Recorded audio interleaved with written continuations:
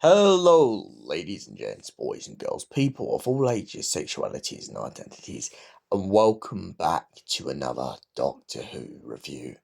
Today's Doctor Who review is none other than Zagreus. So, previously on Doctor Who, the Doctor got possessed by a bunch of anti-time energy, and he became the being known as Zagreus. Now, heading into the Zagreus audio, essentially what's happened is Zagreus is a murderous tyrant in the beginning of this audio and is looking for Charlotte Pollard. He is hoping to capture her, and God knows what he is going to do. But Charlotte is completely scared. The Doctor is not acting the way that she knows him to, and she feels lost and hopeless. Meanwhile, with the help of the TARDIS, she manages to elude him for a very, very long time. As she eludes him, the TARDIS seems to be using different forms of holograms to give her a rough intonation of what's going on. A little bit of a hint, to say the least. The first is a murder plot by a reverend of a parish. The second is a vampire plot in which a vampire attempts to outwit Rassilon, and the very third and final is the story of Winky's Wonderland. The great thing that ties all three of these together is the fact that we have a lot of actors of past companions and only recently departed companions turning up playing multiple different roles.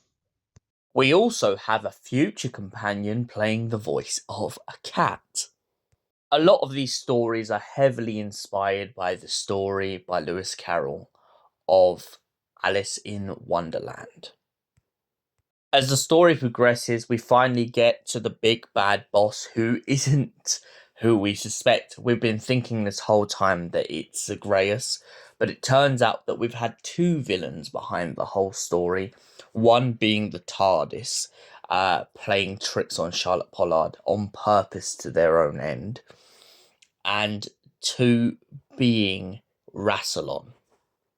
It turns out that Rassilon has made Zagreus on purpose because he was too worried about a little universe or several universes outside of the main existence, that they were growing too big, too vast, and that their powers were too great that they would manage to destroy everything and everyone in the main universe. So what did Rassilon do? He got the Doctor to melt down the TARDIS and essentially craft a sword of anti-time in order to go into the Divergent universe and slaughter millions upon billions of people.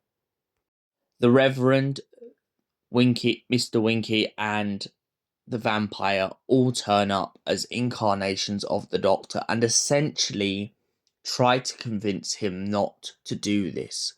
The problem is, though, the Doctor is dealing with a kind of Jekyll and Hyde syndrome in which he doesn't know what part of him's the Doctor and what part of him's Zagreus. After losing the one thing that has been his home for so long, the Zagreus part of him starts to take over until he finds out exactly what Rassilon hopes to achieve. However, that doesn't floor Rassilon straight away, and Rassilon decides to cut down each Doctor one by one with the sword that he's got them to craft, leaving Zagreus behind to be his angel of death. However, Charlotte Pollard decides to stab the Doctor with the sword. The reason she kills him is because by doing this, it finally frees him from his Zagreus syndrome, at least temporarily. The Doctor then goes into what we might as well call the edge from Power of the Doctor. And when he reaches the edge where all manners of incarnations of him are talking to him, they begin to discuss the prospect of regeneration. The Doctor points out that he's not done yet. There's so much more he's got to do. and they begin to reminisce about how they feel the exact same. But then sadly, the Doctor suddenly realizes maybe he's done it to himself. Maybe becoming Zagreus made him too scared to finally beat Rassilon. The Doctor comes back through the power of Zagreus and decides to chuck Rassilon into his divergent universe. Rather than kill Rassilon, he makes him suffer by essentially saying you can live in the universe of your children. You can be trapped there with your own creations. You are Frankenstein and they are your monster. Now pay your dues. After finally defeating Rassilon, the relationship between Charlotte Pollard and the Doctor is heavily tested, and the relationship seems to crumble subtly. As Charlotte finally realizes this is not the man she started traveling with, and as they've gone on from time, his secrecy and his incessant abandonment of his own emotions makes it difficult for her to confide in him. Rassilon also used Leela in this story as a bit of a pushing point, which is ironic because when Leela finally wakes up, the really good thing I like is this is a start of a beautiful relationship between Leela and President Romana. Leela jokes at the end of the story about the fact that Romana has never found the back door of the TARDIS, which is ironic because Charlotte Pollard seems to have snuck back aboard the TARDIS without the Doctor knowing. Now, one thing I should point out is yes, the TARDIS relationship with the Doctor is resolved after saving him from Zagreus. The one thing I found really interesting in this audio about evil TARDIS is the fact that their problems with the Doctor are very similar to things that were brought up in The Doctor's Wife, and also things that were brought up in modern Who as a whole over the 60 odd years of Doctor Who.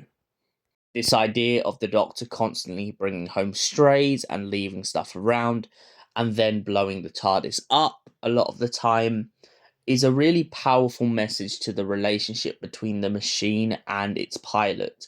This idea that the pilot sometimes doesn't consider their actions, rather hopes that they will be saved. And that is exactly what happens in this. The TARDIS, being used by the voice of the Brigadier, starts to talk to the Doctor about the potential that you blow them up, but you never seem to take into consideration whether them surviving or you surviving is pure luck or down to them. You just assume that their powers of being a machine enables them to save you. And the TARDIS constantly inverses this to the Doctor and points out it hurt so bad, but you didn't care, you just survived. I also like the backlog or backstory we get into with Rassilon. Rassilon is brought up once or twice in the classic series. He has been shown very many times in the modern series.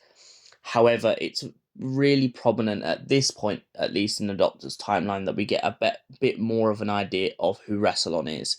The idea that Rassilon steals a lot of things from people has always been dragged throughout the show, and it's what honestly I think is so brilliant about him as a tyrant, and I feel like he should come back in the future for. This idea that he's also scared of his own creations. I mean, in this, he talks about being scared of the Divergent, but he's also technically scared of his own people. He's scared of the Time Lords on the basis that he gave them all these great powers and everything, but he knows that they can depose him. I mean, even in that Time War series I was listening to at one point, Rassilon is really, really grinding at the gears. Yes, he has a secret agency, but he's built it because he's so paranoid.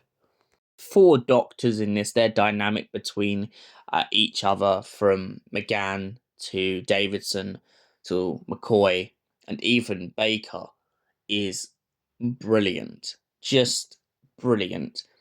The constant comedy of nothing ever being good for five, and 7 and 6 really having a having a feeling of pride for 8 and where he's going with his lives. So now that we've got most of the baseline story out of the way and we've gone through it, what did I think of Zagreus out of 10? I love this multi-Doctor story. I don't just love it because of the fact that it's got Colin Baker, Peter Davison, and Sylvester, but I honestly love it on the basis that they don't have to play the Doctor straight away. I also love, as I said, the tyrant problem between the TARDIS and Rassilon in the story. The idea of having two villains and them not necessarily being people you'd expect is brilliant. The constant dynamic between them and all the other characters in the story. The dynamic between the companions playing all these other spare parts, though, is also brilliant. I so much enjoy listening to companions coming back in stories, and I feel like what sets this apart from a lot of other multi-Doctor stories is, yes, you know it's Perry, yes, you know it's Keris, yes, you know it's Turlo and Sarah Jane and all these other characters, but they are not playing those characters in this. They are playing the Duck, Sergeant Mouse, Assassin, Goldilocks, Sergeant Duck. All of these people have brought this together and made this audio absolutely fantastic. And for that reason, I give Zagreus a solid 10 out of 10. Thank you for watching, and we will see you in the next Doctor Who review, which will be Snare, because we're going to just take a little brief break from the 8th Doctor series to focus on a couple other audios for a while. But thank you for watching, as I said. Have an incredible day. Stay beautiful, you beautiful people. And goodbye for now.